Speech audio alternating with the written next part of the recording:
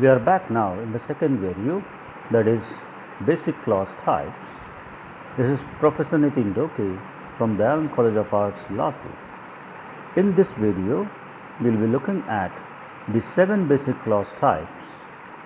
Let us begin.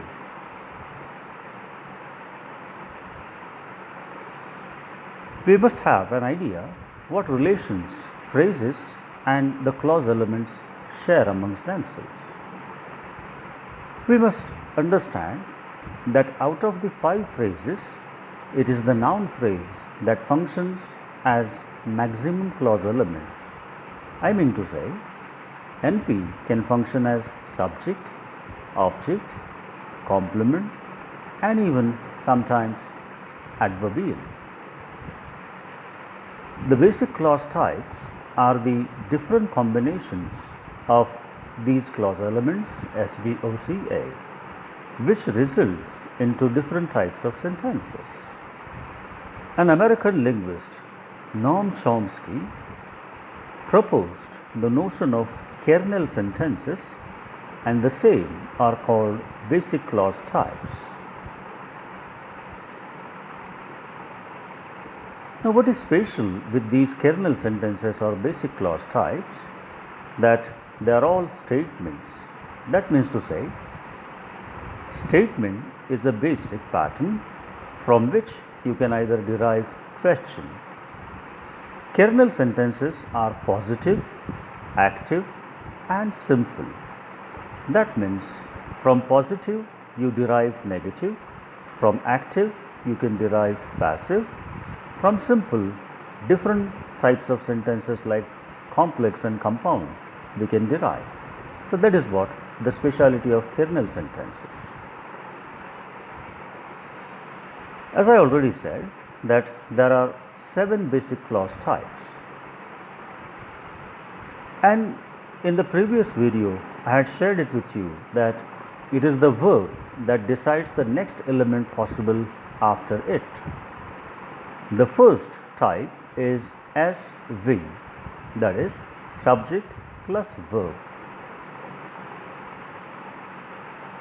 Form wise, it's the combination of an NP with a VP.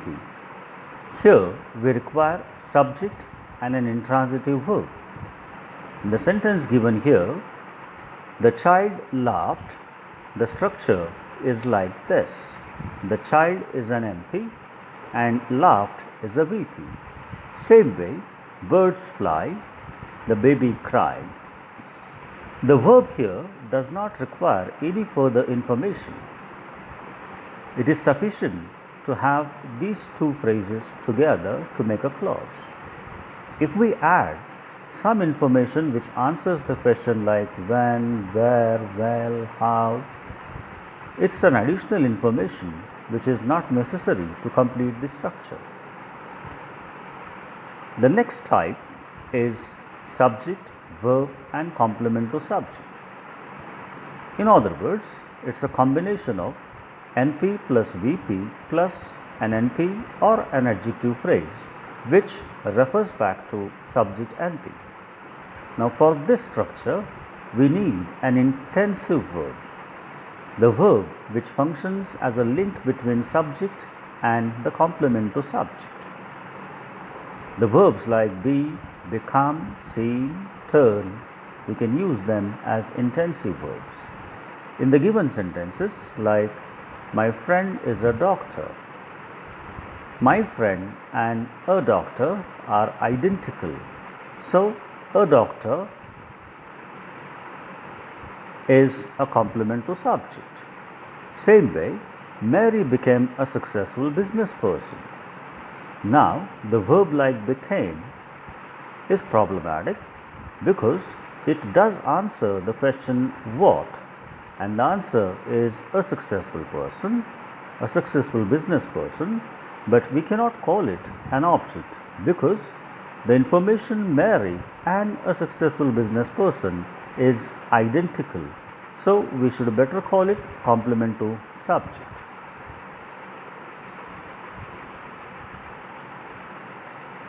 The third structure is SVO. which is a combination of NP plus VP plus another NP. Now here we need a monotransitive verb which will take only one object after it, and that object is generally a direct object. For example, I like movies. If I ask the question like,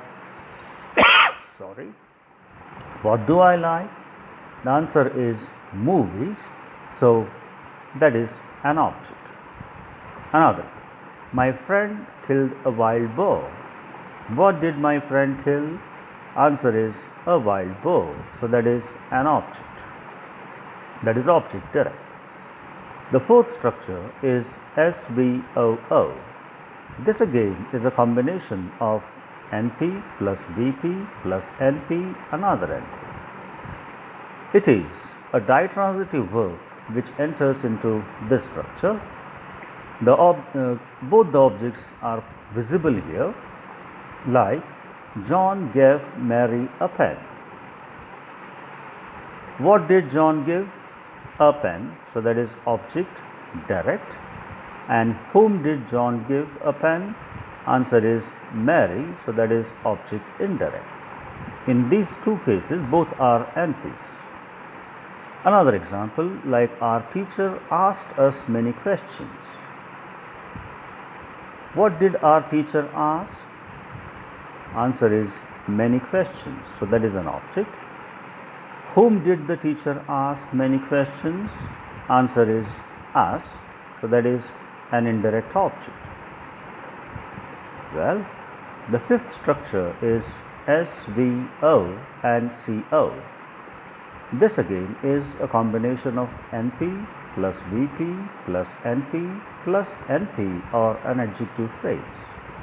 In this case, we require a complex transitive verb where we have an object followed by such a unit which relates to that object.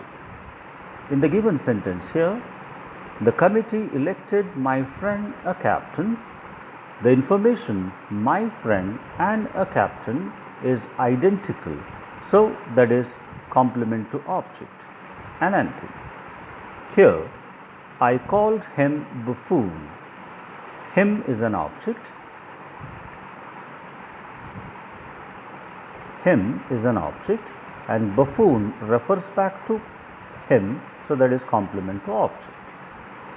Well, the sixth structure is SVOA, which again is a combination of NP plus VP plus NP plus compulsory adverbial, which may be in the form of prepositional phrase or an adverb phrase. Here also we require a complex transitive verb where we have an object followed by an adverbial. Here, the waiter is keeping dishes on the table. If we ask the question, what is the waiter keeping? The answer is dishes, so that is an object. Now, keep is such a verb wherein you have to answer the questions like what and where. What question has given me an object? Now, if I ask where is he keeping? The answer is on the table, and that is adverbial in the form of prepositional phrase. Another example, like I put my hand in my pocket. Here, what did I put? My hand. And where did I put? That is in the pocket. So, in the pocket is an adverbial. Where. And the last structure is SVA.